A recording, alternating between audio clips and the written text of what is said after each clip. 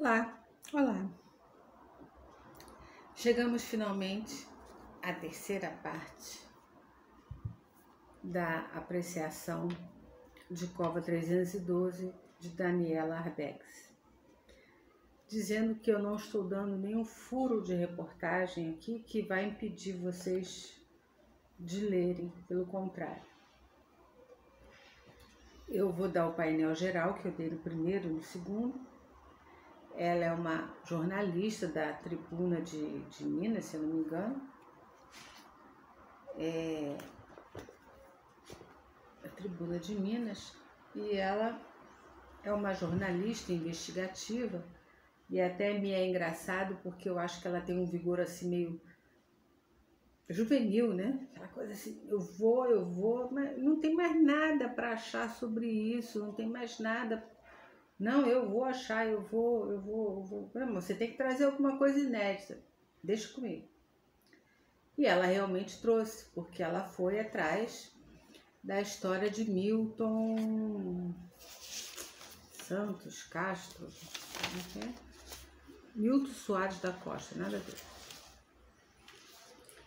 E nessa busca, ele foi um dos integrantes de um movimento que ia ter ali se concentrou na Serra do Caparaó. Ele era o único civil, mas o ato nem aconteceu porque a polícia chegou lá antes. Então ela vai atrás da história do Milton, porque o Milton, ele morreu torturado, isso todo mundo sabia, ele morreu torturado. Só que forjaram a morte dele, uma forja muito Só um Estado totalitário para fazer isso, só um Estado autoritário para fazer isso. E ela consegue, 30 anos depois, a mãe dele sofreu muito, a família sofreu muito, os amigos sofreram muito, e a mãe faleceu, sem saber onde o filho estava. E eu não estou dando nenhum furo, porque o título do livro mostra, né? Mas ela foi além, descobriu mais coisas, além de onde estava enterrada a ossada. Só que eu estou destacando no livro que nessa busca dela, nessa viagem, nessa investigação, ela se depara com uma realidade que eu não vou dizer que ela não sabia, mas que sabendo ou não sabendo, é chocante demais. Ela se depara com uma realidade de que o golpe militar de 1964, que inaugura uma ditadura no Brasil, esse é o contexto, né? Vinha defendendo padrões contra um inimigo imaginário, um inimigo extraordinário, que eu volto a fazer a menção a George Orwell, como ele explica a importância de um inimigo imaginário para que mantenha as pessoas unidas em termos de medo do que não se conhece, e se mantenham sujeitas a qualquer coisa que esse Estado autoritário vier a fazer em nome dessa luta que não se sabe o que é, não se entende, não se conhece. Então eu já passei por várias fases. Agora, antes de chegar à minha conclusão, e partindo de um pedacinho da conclusão dela, tem uma coisa cômica que eu tenho que ler.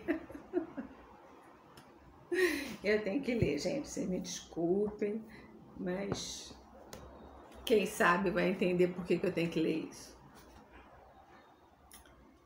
É sobre, a gente citou a Zezé na outra gravação. E ali na penitenciária de Linhares tinha os presos políticos e tinha os presos comuns. Primeiro só presos políticos homens, depois o andar de baixo ficou para as mulheres. E tinha os presos comuns que ficavam não sei aonde. Então um dia ela encontra um preso comum, a Zezé, que conheceu o pai dela e tal. E ela demora a lembrar. Então eu vou começar a ler do finalzinho da coisa. Diz a Zezé: ah, então o senhor é o senhor que foi o capanga do deputado Tenório Cavalcante? Perguntou o Zezé, lembrando da fama de pistoleiro do político para quem aquele preso comum dizia ter trabalhado. Tenório era considerado o rei da Baixada Fluminense aqui no Rio de Janeiro. A história do deputado, cujo mandato se estendeu até os anos 60, inspirou o filme O Homem da Capa Preta, com José Wilker, lançado em 1986. A fama do político de mandar matar desafetos era conhecida.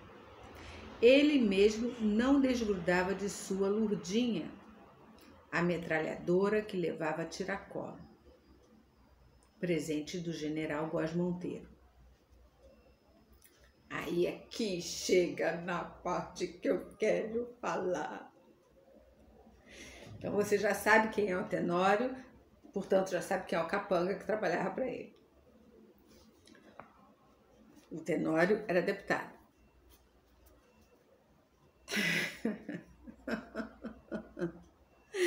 Um dia, numa discussão acalorada com Antônio Carlos Magalhães na Câmara Federal.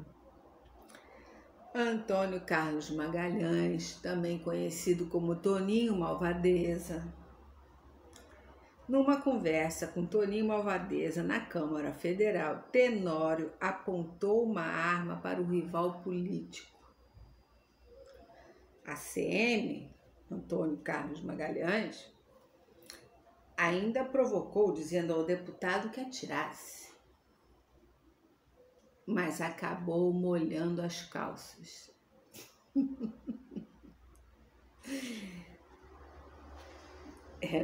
Tenório respondeu: só mata o homem, e virou as costas.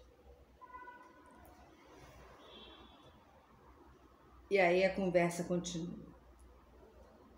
Quem sabe quem foi Antônio Carlos Magalhães sabe do prazer da gente saber que ele molhou as calças numa conversa com o Tenório Cavalcante.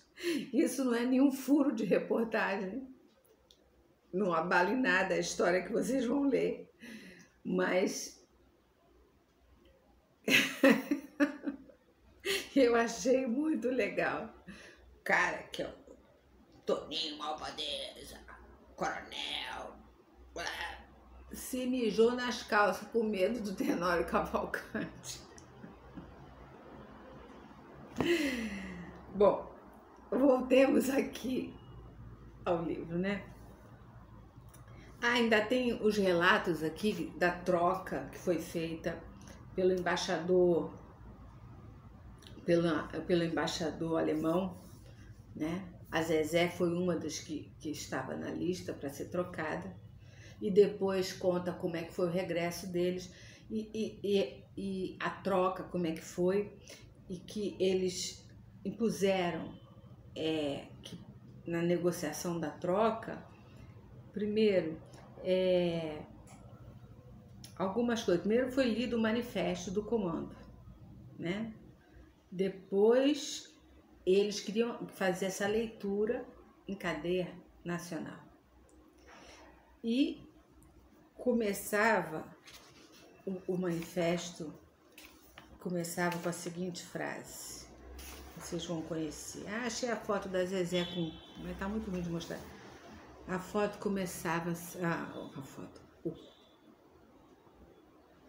o manifesto do comando começava assim: ou ficar a pátria livre, ou morrer pelo Brasil, ousar lutar, ousar vencer. Isso tinha que ser lido em cadeia nacional durante a troca. A outra coisa que foi exigida foi a foto histórica, que foi publicada como a foto dos 40 elementos banidos do Brasil. Mas, na verdade, é a foto histórica da conquista, da troca de presos políticos pelo embaixador. Agora, eu quero ler com vocês, para terminar, eu quero ler com vocês aqui uma observação que ela faz.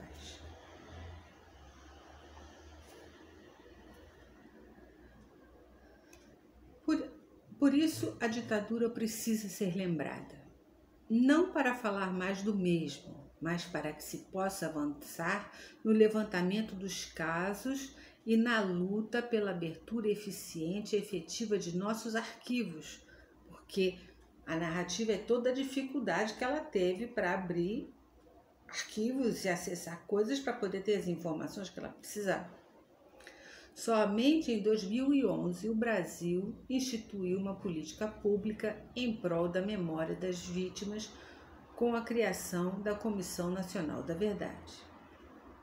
A partir de 2012, examinou as violações de direitos humanos cometidas durante a ditadura militar de 64 a 88. E aí vai. E aí, mais embaixo ela diz assim: foi percorrendo a história do guerrilheiro de Caparaó que eu pude seguir a trilha de tantos outros, que, assim como ele, tiveram a penitenciária de Linhares como destino. Conhecer os episódios de vida e de morte dos militantes políticos me deu a oportunidade de desvendar um Brasil que ainda teme os seus fantasmas e se acovarda diante do peso da culpa. Os sobreviventes têm muito a ensinar. Convivem com suas sequelas e enfrentam a herança da violência para seguir em frente, mesmo sendo difícil se livrar do tormento da perseguição. Fazer silêncio diante de uma nação que foi esfacelada pela violência no passado e continua reproduzindo os métodos de tortura e exclusão no período do arbítrio é compactuar com os crimes dos quais podemos nos tornar vítimas. Pior que isso, reeditar nas ruas do país marcha pela ordem, clamando o retorno da ditadura.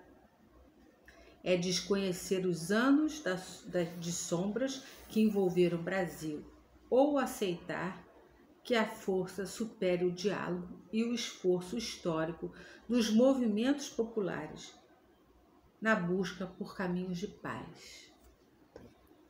Lembra, essa é a Daniela falando. Lembra que nos 2 primeiros vídeos eu fiz bem, tentei desenhar bem a diferença entre os argumentos e os atos do poder autoritário, totalitário, e as convicções e os atos e a sobrevivência e os desejos e as convicções dos progressistas e a esquerda e dos comunistas, um trabalhando em cima da morte, usando alegações abstratas, e outro pautado, na verdade, defendendo a vida. Enfatizei bem isso. E até enfatizei, e vou repetir, dizendo que a gente vê claramente isso hoje, 2021, com esse negócio que se chama governo que está aí. E nem precisava da pandemia para o negócio ser ruim.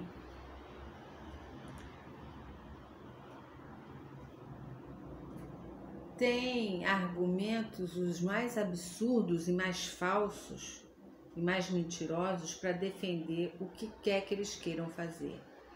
E criam um inimigo fantasioso para que as pessoas se sujeitem às absurdidades em nome do que seria, aparenta ser bom.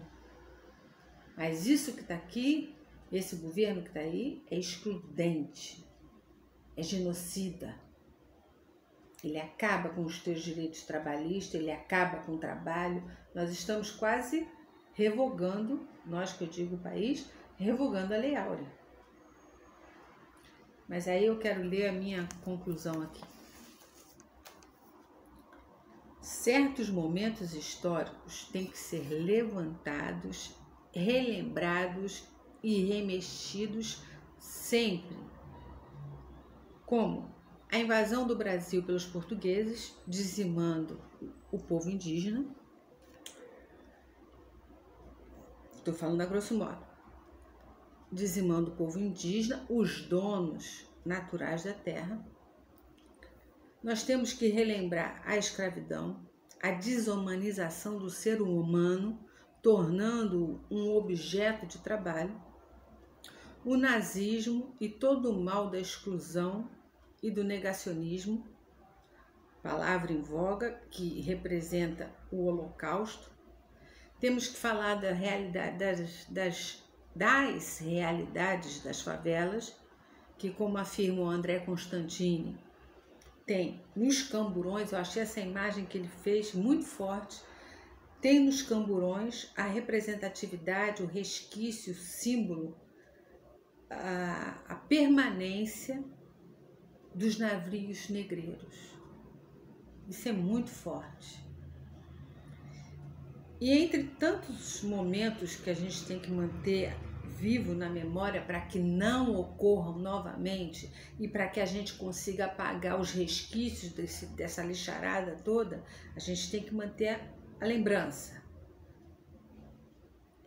Entre tantos momentos, o do período do golpe militar de 64 a 85 ou a 88, como ela coloca ali, aqui e em outros países, é necessário demais para que não sejam negados e apagados da história, como já tentaram tirar o Holocausto dos livros de história, como já tentaram tirar a escravidão e agora tirar.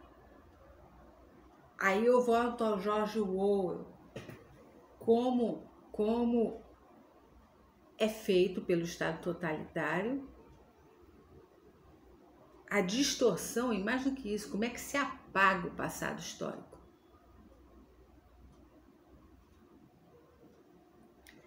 É muita coisa, gente, para falar, para refletir.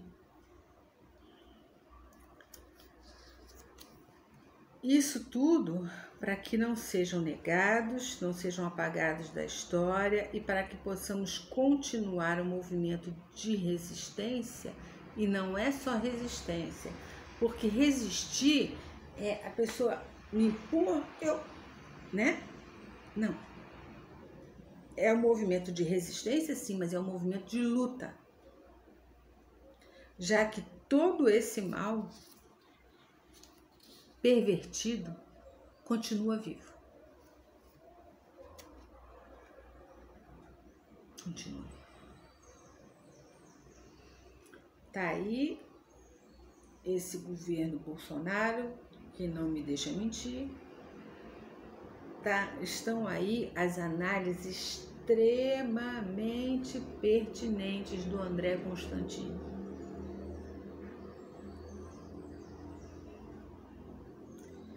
Eu quero que você divida comigo nos comentários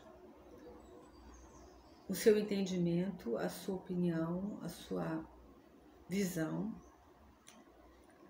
E eu anotei aqui, ó,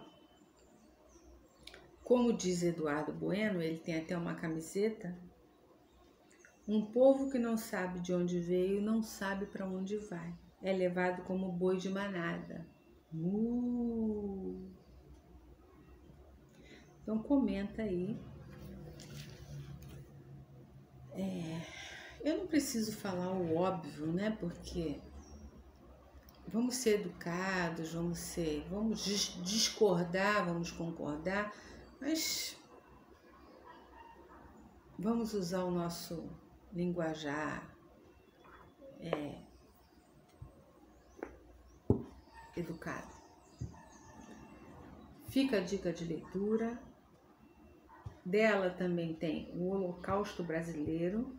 Como eu falei, eu já li, também é muito impactante.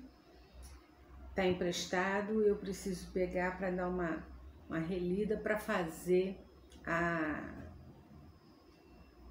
um roteiro para vocês. No mais, com Toninho Malvadeza de calças molhadas,